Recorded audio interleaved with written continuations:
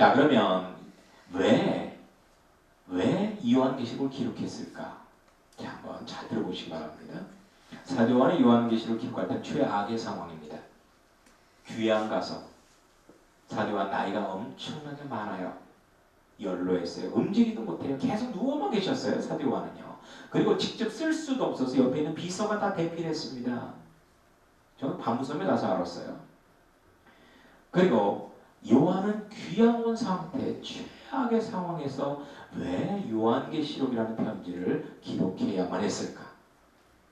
여러분, 사도 요한은 반모섬으로 귀양 가기 전에 누구였느냐? 에베소 교회의 대표적인 목회자요, 설교자였습니다. 에베소 교회는 바울도 목회자였고요. 에베소 교회에서 대표적인 목회자하면 사도 요한입니다. 거기서 예수님의 어머니 그 마리아를 모시고 거기서 목회했죠. 에베소 교회에 이따 여러분들이 원하면 제가 그걸 갔다 온 사진을 보여드릴게요. 거기에 뭐 사도 요한이 목회했던 그 곳이 있습니다. 물론 에베소 교회에 어떤 건물이 있었던 건 아니에요.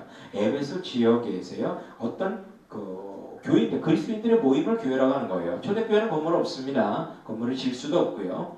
교인들의 모임이 교회인데요. 이 에베소 교회 대표적인 목회자의 설교자였어요.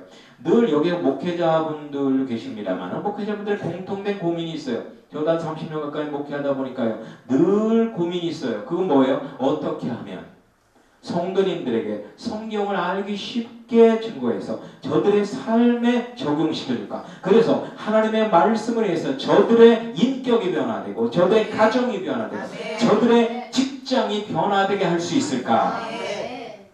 여러분 단순하게 뭐 설교할 때 병이 낫고 귀신이 쫓겨나가고 설교할 때 감명 막 온몸에 진동이 오고 뒤로 벌레덩 누워지고 여러분 이것만을 위해서 목회하는 건 없습니다.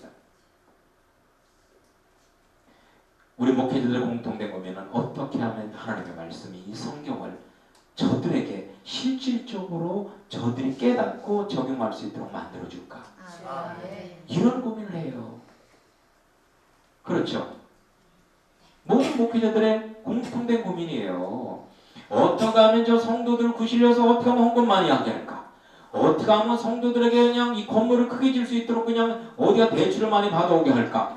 이렇게 고민하는 사꾼 목회자는 지금 막아서 지금 아무도 못 들어오게 하고 있어요. 지금 다들 많이 기다리고 있는데 한 명도 못 들어왔어요.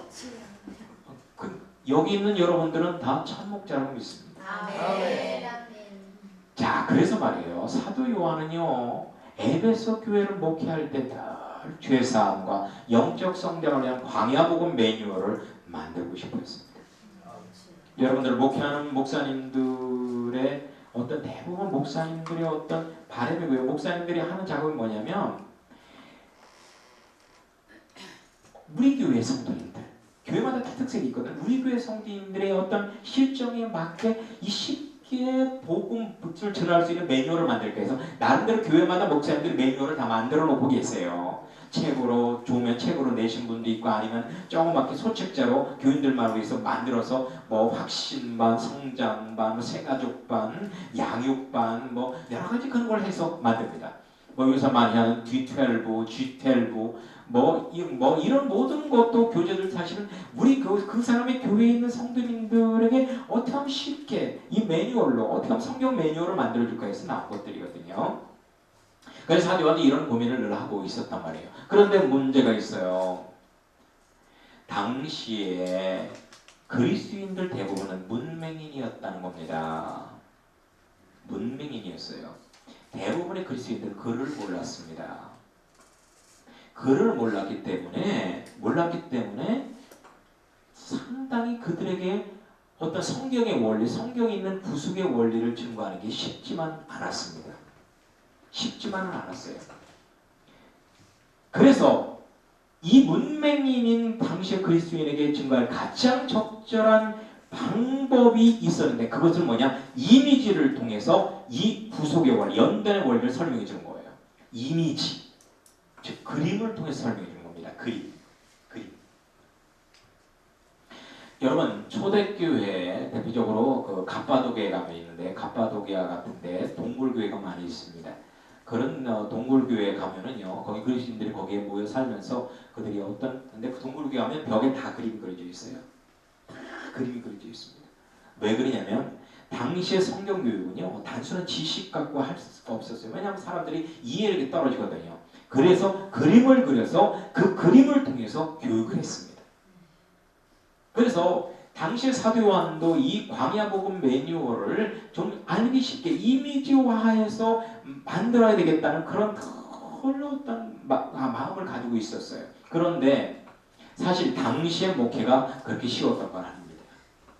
지금야 교회 다니는 사람들이 찾아오지요. 자가용이 있어서 아주 스피디하게 찾아갈 수 있죠. 거기다가 뭐예요? 스마트폰이 있으니까. 저는 스마트폰 갖고도 많이 해요. 성도님들에게 스마트폰 가지고 필요한 거. 지금 스마트폰을 갖고 동영상까지 전달할 수 있으니까 얼마나 좋은지 몰라요.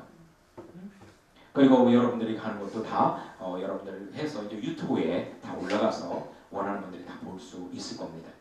그런데 당신은 그래요. 당신은요 뭐예요? 찾아가는 목회였어요. 지금 찾아오는 목회지만 당신 찾아가는 목회예요. 50리길, 100리길, 200리길을 걸어서 나귀를 타고 적게는 몇 시간, 많게는 수십 시간을 가서 거기에 몇 명 모이면 그들에게 하나님의 말씀을 가르쳐주고 예배를 인도해주고 그런 목회였어요. 그러니까 시간적 여유가 많았겠어요? 적었겠어요? 시간적 여유가 많았겠어요? 적었겠어요? 응? 시간적 여유가 많았겠어요? 시간적 여유가 없죠. 여러분 저도 있잖아요. 지금 목회를 뭐 수십 년 하다 보니까 꾀가 조금 생기는데요. 신방을 가능하면 안 가려고 그래요. 그냥 스마트폰 갖고 해결하려고 그래요. 이거 가지고 해결하려고 해요. 일일이 찾아가다 보면 내가 성경 보고 기도할 시간이 없어요. 그런 시간이 없어요. 그래서 이 특별한 일 아니면 안 가요. 특별 신방 기간 이외에는 잘 안 가려고 해요. 그렇게 해서 나만의 시간이 필요하거든요. 왜냐하면 책도 좀 쓰고 해야 되니까 그런 어떤 시간적 여유를 가져야 되지 않습니까?